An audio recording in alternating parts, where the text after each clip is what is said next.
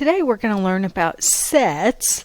We'll just introduce the idea of a set and talk about some basic concepts and notation that you will run into. First of all, a set is a well-defined collection of objects. And each object we call an element of the set. Well-defined means that we have a definition by which we can tell whether or not a given object is in the set or not.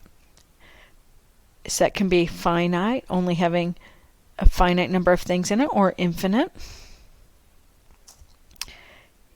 Here's some examples of sets. U.S. citizens born in a particular year, people who have played basketball for the Houston Rockets, set of winning times for a horse race, set of people who voted in the 2004 presidential election. All of these are finite sets, by the way.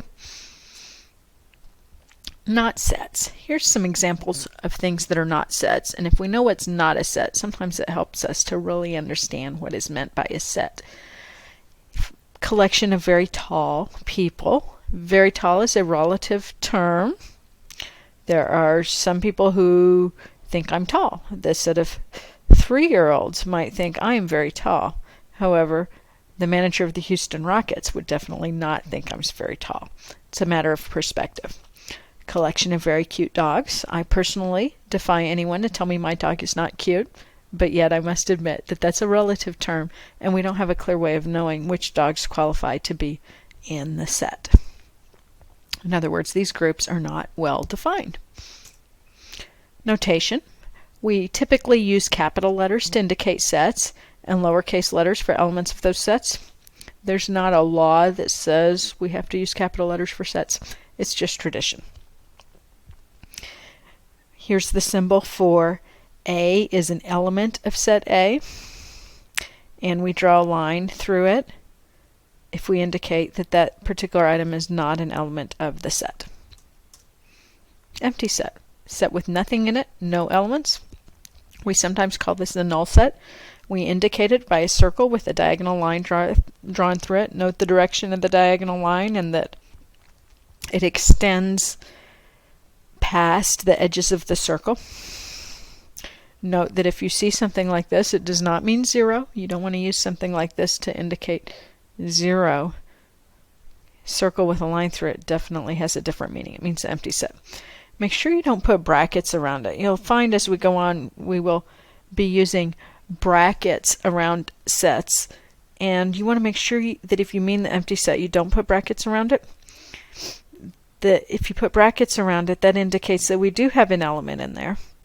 That circle with the line drawn through it. This might perhaps be part of the set of all mathematical symbols used in your math book. In which case, we don't mean empty set. We don't mean that there are no such symbols. We just mean this happens to be one of them.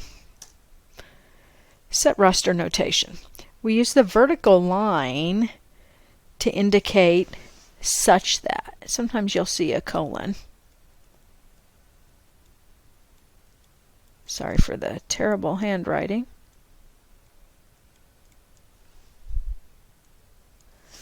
There we go. So this means the set of all x such that p of x is true, where p of x is some kind of a statement. Here's an example. The set of all x such that x is an even positive integer means the set 2, 4, 6, 8, and so on. Notice that this is an infinite set. There are infinitely many elements in it. We say two sets are equal if they have exactly the same elements. Subsets. If every element of A is also an element of B, we say that A is a subset of B. And there are two different notations that are used for this, depending on what book you are using or reading. These are both very common notations. We call that the set containment symbol or the subset symbol. Okay, and if A is not a subset of B, we write A is not a subset of B. We just draw a line through the containment symbol, and you'll also see this with the other symbol sometimes, like that. We say that A is a proper subset if A is a subset of B, but it's not equal to B. Okay, now this is a little bit confusing sometimes on the notation because subset symbols are not universally used exactly alike. Some books will use this one to indicate a proper subset, but some use that to just indicate any subset. So it's a little bit confusing. In my opinion, the best notation for a proper subset, and it's best because it's clear, is to draw this, then draw an equal sign below it, but then we draw a line through the equal sign. So this indicates, hey, it's a subset, but it's not equal. That possibility of equality has been removed. And this is also a commonly used notation. The universal set is the set of all elements under consideration that are applicable to your particular problem. Sometimes it's called the universe, and we denote it with a U. So if we're dealing with sets of real numbers, then U is the set of all real numbers. And so Wednesday is not an element of that universe, but 5.7 is. And often the universal set is not specified, but it's understood from the context of the problem. Here's a little example. Okay, so are any of these sets equal? Yes, we say that A and C are equal because they have exactly the same elements. Note that they are not listed in the same order, however they are still the same set. We list the elements in curly brackets or braces like this.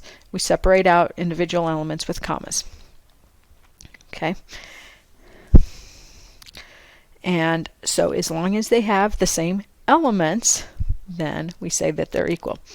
Okay, let's look at subsets. Notice that everything in A is also contained in B. So that means we can write A is a subset of B. Okay. We can also say that C is a subset of B. Of course, A and C are equal. What else can we say? What about this? Would this be correct? Yes, it would, because everything that is an element of A is also an element of C. Following that same logic, we could say that C is a subset of A. And in fact, if you were to take a more advanced logic class, this is the way that you would prove two things are equal. You would first show that A was a subset of C, then you would show that C is a subset of A, and then you could use those two to conclude that A is equal to C, which we had already noticed.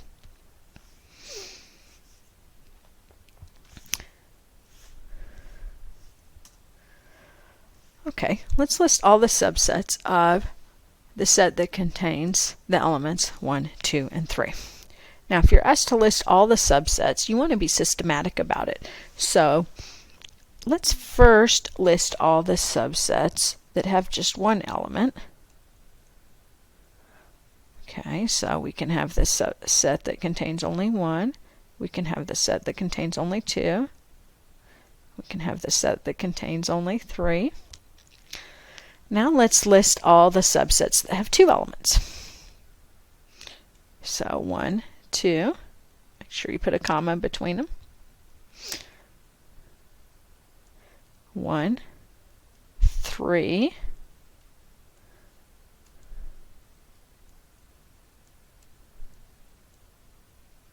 And 2, 3.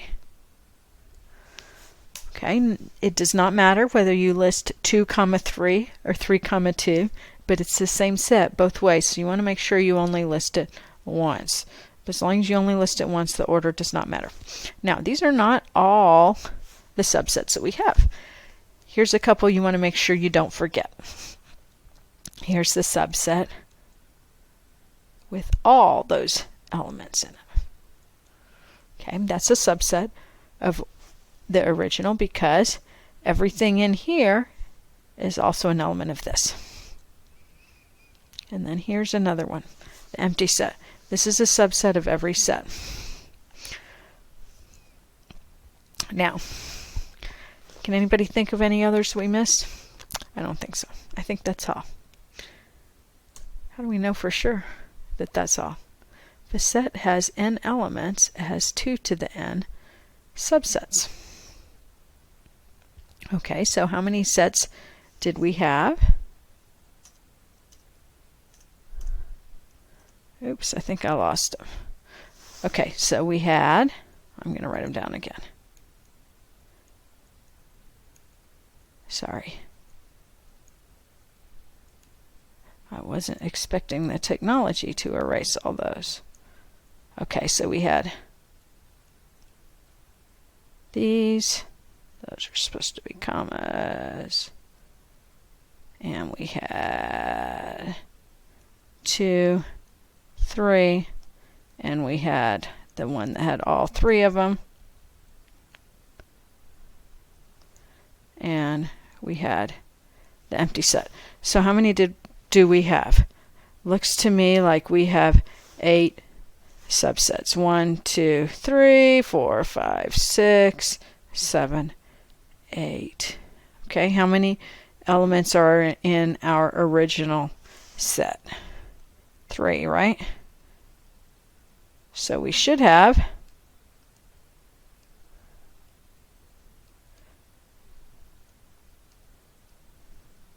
8 subsets, and we do.